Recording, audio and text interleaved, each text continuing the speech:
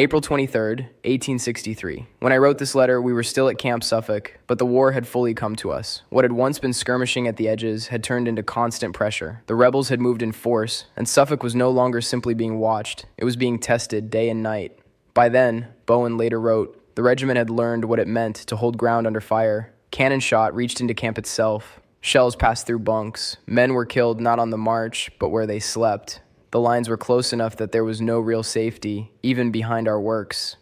The fight at the deserted house marked that change for all of us. We marched out at midnight and reached the place before daylight. When the firing began, it did not let up. Batteries opened on both sides. Infantry went forward and were driven back, then sent again. The battle lasted 11 hours, and when it was over, the ground told the story plainly. Men dead, men wounded, arms gone, and faces we would not see again.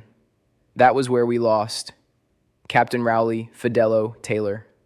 Bowen wrote that Captain Taylor seemed to know, before we ever left camp, that he would not return. He packed his effects ahead of time and placed them in safe hands. He signed the payroll so that his wages would go home to his wife. On the march, he spoke quietly and without excitement. When some of the men joked before daylight, he told them that before morning, some of them would be in heaven or hell. During the fight, he lay with his men under fire. When asked how they were holding, he answered plainly that some were dead, but most were all right. He even offered tobacco to another officer as calmly as if we were still in camp. Then, as he raised himself slightly, a cannonball struck him square in the chest and killed him instantly. His death struck the regiment hard. Officers fall in war, but not all officers are the same. Captain Taylor was one of those men whose steadiness carried others with him. When he fell, every man in the line felt it. I wrote this letter with that loss still fresh, still ringing in the ears, still lying heavy on us all. I wanted my mother to know what we had been through, and that Marvin and I were still alive. This is the letter I sent. Camp Suffolk, VA. Dear Mother, received your letter and was glad to hear from home once more. I am well, and so is Marvin. We are having a hard time here. The Rebs have come to take the place. They come here the 11th and have been here ever since. They shot at our boys when they are in camp. The balls come into our bunks. One come into our bunk. It came through the clome. The Rebs are shooting today into our camp. Today they have killed some of our boys in camp. You have heard of the battle at the deserted farm.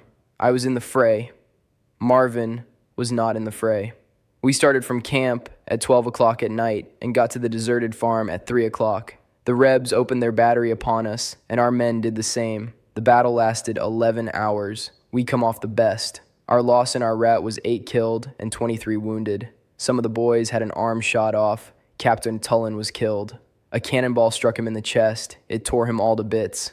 There was one in our company that the Rebs got. They sent him to Richmond. He is too lame now. I want you to write and tell me if you have lost much of your stock. I will send you some money soon. Mother, you do not direct your letter right. I will tell you. Write soon. L.D. Green Co., E-130 Reg Suffolk, VA, in care of Capt. W. Hakes.